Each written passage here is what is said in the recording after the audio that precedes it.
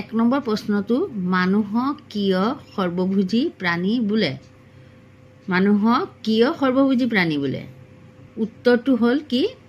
মানুহে উদ্ভিদ আৰু প্ৰাণী সকলো ধৰণৰ আহাৰ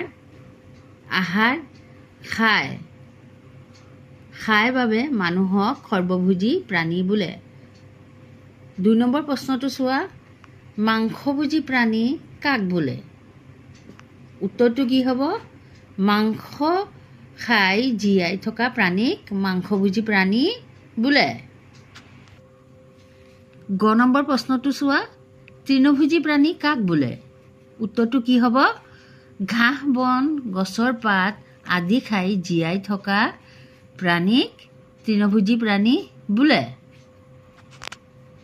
ঘ নম্বৰ প্ৰশ্নটোলৈ চোৱা, প্ৰাণীক বাসস্থানৰ কিয় প্ৰয়োজন? উত্তৰটো কি হ'ব? ৰ'দ, বতাহ, বৰষুণ আৰু হিংস্ৰ প্ৰাণীৰ আক্ৰমণৰ পৰা ৰক্ষা পাবলৈ প্ৰাণীক বাসস্থানৰ প্ৰয়োজন। এতিয়া আৰু এটা প্ৰশ্নলৈ চোৱা, ঙ নম্বৰ প্ৰশ্নটো কি আছে? ভেকুলীয়ে কেনেকৈ পোক পতংগ ধৰি খায়? উত্তৰটো কি হ'ব? তেন্তে ভেকুলীয়ে জিভাৰ সহায়ত পোক পতংগ ধৰি খায়। ইহঁতৰ জিভাখন দীঘল, আঠাযুক্ত আৰু মুখৰ সন্মুখত লাগি থকা ইহঁতে জিভাখনক দূৰলৈ উলিয়াই দি পোক পতংগ ধৰি খায়। বুজি পালানে? এতিয়া ৬ নম্বৰ প্ৰশ্নটো কি আছে? প্ৰাণীক আহাৰৰ কিয় প্ৰয়োজন? উত্তৰটো কি হ'ব? এতিয়া প্ৰাণীক শক্তি পাবলৈ, সুস্বাস্থ্যৰে জীয়াই থাকিবলৈ আহাৰৰ প্ৰয়োজন। আহাৰে শৰীৰক শক্তি দিয়ে, বৃদ্ধি আৰু বিকাশত সহায় কৰে। এতিয়া প্ৰশ্নটো কি? টুকুৰা চৰাইয়ে কেনেকৈ বাস সাজে? উত্তৰটো কি হ'ব? টুকুৰা চৰাইয়ে তামোল, খেজুৰ, নাৰিকল, তাল আদি ওখ গছত সৰু টেকেলি এটাৰ দৰে বাস সাজে।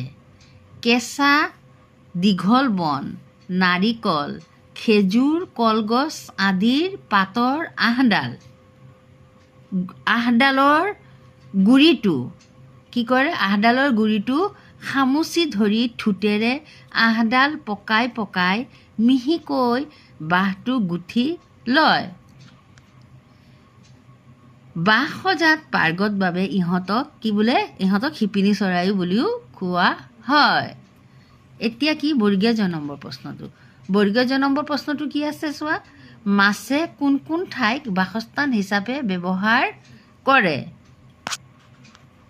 উত্তৰটো কি হ'ব? মাছে পানীত থকা জোপোহা উদ্ভিদ, মেটেকা আদিত বাস কৰে। আকৌ কিছুমান গাঁতত আৰু কিছুমান মাছৰ শিলৰ ফাঁকত বাস কৰে। মানে কিছুমান মাছে কি হয়? জোপোহা উদ্ভিদ, মেটেকা আদিত বাস কৰে। আকৌ কিছুমানে গাঁতত, আকৌ কিছুমানে শিলৰ ফাঁকত বাস কৰে। এতিয়া প্ৰশ্নটো কি চোৱা, ঝ পৰিভ্ৰমী চৰাইবোৰে কিয় দেশ বিদেশ ঘূৰি ফুৰে? উত্তৰটো কি হ'ব? পৰিভ্ৰমী চৰাইবোৰে খাদ্যৰ সন্ধানত বা বসবাস কৰা ঠাইৰ অত্যাধিক গৰম নাইবা ঠাণ্ডা সহ্য কৰিব নোৱাৰি দেশ বিদেশে ঘূৰি ফুৰে। এতিয়া প্ৰশ্নটো কি চোৱা, শুদ্ধ উত্তৰটো বাছি উলিওৱা। ইয়াত শুদ্ধ 3টা দিছে, ইয়াৰ পৰা যিটো শুদ্ধ তাক বাছি উলিয়াই আকৌ লিখিবলৈ দিছে। এতিয়া মই লিখি দিছোঁ চোৱা, টুনি, কুলি, বুলবুলি চৰায়ে বাঁহ নাসাজে। এতিয়া কোন চৰাই বাঁহ নাসাজে? টুনি চৰাই, কুলি চৰাই, বুলবুলি চৰাই। মানে কি হ'ল? কুলি চৰাই। কুলি চৰায়ে বাঁহ নাসাজে। কুলি চৰাই কেতিয়াও বাঁহ নাসাজে। সি বেলেগৰ বাসত গৈ, কাউৰীৰ বাসত গৈ কি কৰে? কণী পাৰে।